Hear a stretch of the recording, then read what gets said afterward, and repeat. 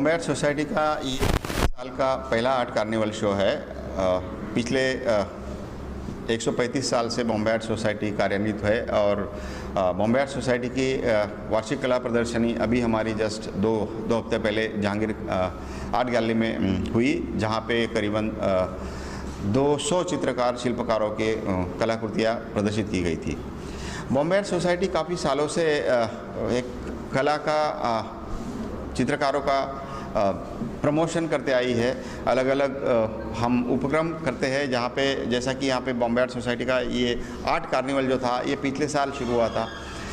Art carnival का मुख्य उद्देश्य तो यही था कि ऐसे बहुत सारे चित्रकार शिल्पकार हैं जिन्होंने प्रदर्शन करना होता है, लेकिन ये पूरी आर्ट गैलरी नहीं ले पाते हैं, क्योंकि पूरी गैलरी का भाड़ा देना, रेंट देना सबके लिए थोड़ा सा, जो नए चित्रकार, उभरते हुए चित्रकार, उनके लिए थोड़ा सा मुश्किल होता है। इसलिए आर्ट कार्निवल का कंसेप्ट हमारा यही आया था कि एक ग्रुप शो जैसा रखे और इसके जो चार्जेस वगैरह है ये आर्टिस्ट को एक अफोर्डेबल कैटेगरी में रहेंगे।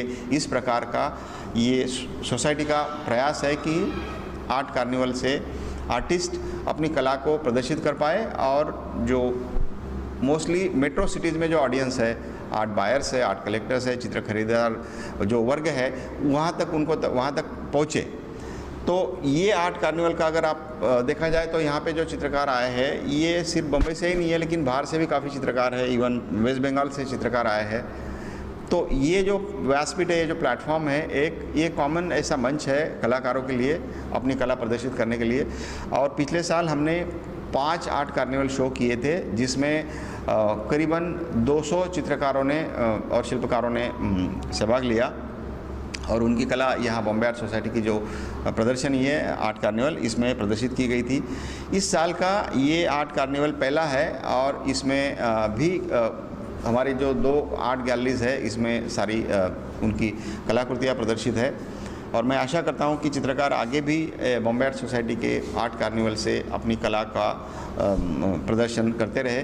और हमारा सोसाइटी का मुख्य उद्देश्य यही है कि आगे चल के भी ऐसे शो जो एक कॉमन प्लेटफॉर्म है, मंच है कलाकारों के लिए, ये शुरू रहे। तो इस साल हमने ये पहला आर्ट कार्निवल के बाद अभी अप्रैल में एक आर्ट कार्निवल का आयोजन करना है और उसके बाद सितंबर में ऐसे इस साल 3 आर्ट कार्निवल होंगे। अभी ये पहला है, फिर दूसरा अप्रैल एंड में होगा और then 3rd art carnival will be in the first week of September इस साल। क्योंकि उसके बाद हमारी वार्षिक कला प्रदर्शनी आती है, जो भी एक अपने आप में बहुत बड़ा कला मेला होता है, जहाँ पे पूरे भारतवर्ष से कलाकार चित्रकार शिल्पकार अपनी कला भेजते हैं। करीबन हमारी 3000 चित्राकृति कलाकृति ये आती है और उसमें से करीबन 200 से 250 कलाकृतियाँ का चयन होता है और चयन के बाद उसमें करीबन हमारे 48 अवार्ड्स, अलग अलग अवार्ड्स है, जिसमें गवर्नर्स अवार्ड्स है, बॉम्बे आर्ट सोसाइटी अवार्ड्स है, ये सारे दिए जाते हैं। तो ये जो हम कहेंगे कि ये कला का उत्सव जारी रहेगा पूरे साल भर। और ये आर्ट कार्निवल का जो हमारा कंसेप्ट था कि चित्रकारों को एक माफक, एक थोड़ा सा अफोर्डेबल रेट में पार्टिसिपेट करने को मिले, क्योंकि सभी चित्रकार पूरा गैलरी नहीं ले सकते, पूरा सोलो शो नहीं कर सकते। तो सब मिलके आए और यहाँ पे अपनी कला प्रदर्शित करें, यही हमारा एक उद्देश्य रहा है और वो आगे भी जारी रहेगा। हमारे यहाँ आज हमारे जो अतिथि है प्रोफेसर प्रकाश भिसे, इन्होंने पूरी अपनी जो लाइफ जर्नी है इसमें कला अध्यापन का काम किया है। रहेजा स्कूल अपार्ट में काफ़ी साल वो पढ़ाते थे, करीबन मुझे लगता है 30 साल से ज़्यादा वो अपना कला अध्यापन का काम करते हैं। और उसके साथ साथ अपना जो आर्ट जर्नी है, कला का प्रवास है, वो भी उनका शुरू है। ऐसे सीनियर चित्रकार प्राध्यापक जिन्होंने जनरेशन्स तैयार किए हैं, जनरेशन ऑफ आर्टिस्ट तैयार किए हैं, वो हमारे साथ आज है। और आर्ट कार्निवल के बारे में, बॉम्बे आर्ट सोसाइटी के बारे में, वो काफ़ी साल से बॉम्बे आर्ट सोसाइटी से जुड़े हुए हैं। मैं चाहूँगा वो कुछ 2 शब्द कहे अभी आर्ट कार्निवल के बारे में, और सोसाइटी का जो प्रयास है चित्रकारों से जुड़ने का, उनको जुड़ा के लेने का, उनके बारे में। अभी जो बॉम्बे आर्ट सोसाइटी के प्रेसिडेंट राजेंद्र जी पाटिल, उन्होंने बॉम्बे आर्ट सोसाइटी का जो 130 ईयर का जो पूरा प्रवास है, ट्रैवलिंग है, उसका शॉर्ट में सर्वे किया है। 2 वीक के पहले ही बॉम्बे आर्ट सोसाइटी का एनुअल एग्जीबिशन हुआ, उसमें काफ़ी अवार्ड थे। उसमें रुद्र अवार्ड है जो लाइफ अचीवमेंट अवार्ड है। और बॉम्बे आर्ट सोसाइटी का जो शुरू से ही जो ट्रैवलिंग है, जो प्रवास है from British time, J school of art और Bombay art society, J school of art से जो आर्टिस्ट आज जो बता रहे थे कार्निवल, जो ऑल ओवर इंडिया के जो आर्टिस्ट हैं, जो उनको प्लेटफॉर्म देना एक बहुत बड़ी बात है। और अफोर्डेबल उनको जो एक्सपोजर मिलना चाहिए वो बॉम्बे आर्ट सोसाइटी कर रही है। और उसके लिए कुछ जो प्रेसिडेंट है वो आर्ट फेस्टिवल से काफ़ी जुड़े हुए हैं। उनका India art festival all over Delhi, Bangalore, Mumbai, उससे भी वो ज़्यादा से ज़्यादा ये जो ईस्टर्न विशेष राजेंद्र पाटिल जो कर रही है जो आर्ट के लिए, इतना कम बात नहीं है। और अभी जो ये कार्निवल में जितने आर्टिस्ट पार्टिसिपेट हो उनको शुभकामना देके मेरे को जो बोलने का पाटिल साहब, ये जो अध्यक्ष प्रेसिडेंट है बॉम्बे से, जो ये दिया मौका दिया, इसके लिए उनका आभार मान प्रदर्शित करके और आपने मेरे को सुन लिया कि बोल के मेरा ये छोटा सा स्पीच जी सर, मैं ये अनुभव जानना चाहूँगा कि आपका बहुत बड़ा अनुभव है। ये अनुभव जानना, शुरुआत में काफ़ी लोग आर्ट्स उनको चाहिए, आर्ट्स करना चाहते हैं लेकिन करते नहीं। अमुक समय हो जाता है जब कुछ बूढ़े हो जाते हैं, पैसे से कमा लिए होते हैं, तब उनको अपने अंदर की जो कला है बाहर आती है कि अब हमें आर्ट्स करना चाहिए। ऐसे लोगों को किस तरह से आप मोटिवेट करिए, क्या उनको करना चाहिए, आर्ट में आना चाहिए? देखो, म्यूजिक जो है क्लासिकल म्यूजिक, वो लोग रोज सा लगाते हैं, सा रे ग म, वैसा आर्टिस्ट ने भी रोज उसके लिए रियाज करने चाहिए, चाहे वो स्कल्पटर हो, ग्राफिक पेंटर हो, उसके लिए कुछ नया खोज रहेगा इनमें से, तो ये प्लेटफॉर्म आपको मिल सकता है। हाँ, क्योंकि लकीली मैं सब यूरोप म्यूजियम घूम के आया, पेरिस आया, रोम आया, एम्स्टर्डम आया, तो उन लोग का देखेगा तो पूरा इन्फ्लुएंस अपने ऊपर भी है, क्योंकि ब्रिटिश टाइम थे, क्योंकि इसका बॉम्बे से इस्टेब्लिश 1888 में हुआ। अभी 130 ईयर का बड़ा ट्रैवलिंग है और ये 3rd 4th जनरेशन चला रही है। तो अभी प्रॉब्लम क्या है कि जितने भी स्टूडेंट हैं नए, उनको लगता है कि झट से मेरे को एक्सपोजर मिलना चाहिए, तो उसके लिए पूरा ग्रेजुएशन के बाद कुछ काम करना चाहिए, तो कुछ स्टाइल आएगा। हाँ, तो फिर एक्सपोजर, एकदम आप शॉर्टकट ढूंढने का तो बहुत बड़ा प्रॉब्लम है। सर, आपसे जानना चाहिए 2022 से जब आपने शुरू किया आर्ट कार्निवल, बहुत अच्छा सराहना हुई, बहुत अच्छा रिस्पॉन्स भी मिला है। अब 2023 है सर, और थोड़ा ये जानना चाहें किस प्रकार की प्लानिंग है कि और कब कब होने वाला है आर्ट कार्निवल, जो दर्शकों को बता सकें? ऐसा ना कि आर्ट कार्निवल का हमने जैसा कहा कि उद्देश्य तो यही रहा है कि चित्रकार मुख्य प्रवाह में अपनी कला प्रदर्शित कर पाए। और 2022 में तो ये कोविड के बाद पहला ही साल था, तो चित्रकार काफ़ी बड़ी संख्या में आए। करीबन एक आर्ट कार्निवल में 100 से ज़्यादा कलाकृतियाँ प्रदर्शित की गई थी। 50 आर्टिस्ट, 60 आर्टिस्ट ऐसे चित्रकार शिल्पकार आर्ट कार्निवल के प्रदर्शन में आते थे। अभी ये आर्ट कार्निवल देखा जाए तो ये साल की शुरुआत है। अभी हमारा जो एक बड़ा शो है, एनुअल आर्ट शो, वो ख़त्म होने के बाद ये आर्ट कार्निवल इमीडिएट हो रहा है। फिर भी इसमें देखा जाए तो पूरे इंडिया से काफ़ी चित्रकार शिल्पकार आए हैं, और ये प्रयास रहेगा कि ज़्यादा से ज़्यादा चित्रकार शिल्पकार, जिनको जो मुंबई जैसा महानगर है, बड़ा शहर है, जहाँ कला प्रदर्शित करना बहुत मुश्किल होता है। जहांगीर आर्ट गैलरी जैसी आर्ट गैलरी में तो करीबन 4 से 4.5 साल का वेटिंग लिस्ट होता है। तो इतना ये सब आर्ट प्लेटफॉर्म्स बॉम्बे में मिलना थोड़ा सा टफ है, मुश्किल होता है। इसीलिए ये सोसाइटी का प्रयास रहा है कि जिन्हें भी अपनी कला प्रदर्शित करनी है यहाँ आर्ट कार्निवल के द्वारा, जो कि बहुत ज़्यादा महंगी भी नहीं है, क्योंकि ये इसका उद्देश्य वही रहा है कि ये थोड़ा सा अफोर्डेबल रेट्स में रखे, ताकि चित्रकार जो अपना शुरू का जो आर्ट जर्नी होता है, उनका जो कला प्रवास होता है, वो थोड़ा सा मुश्किलों से भरा होता है। क्योंकि जब वो शुरू करते हैं तो इमीडिएटली देखिए, कला ऐसी चीज़ है कि हर एक चीज़ को आपको पहले तो जब आप करते हैं, प्रदर्शित करते हैं, तो ऑफकोर्स उसका सेल भी होना है, तो ये सब चीज़ों को टाइम लगता है।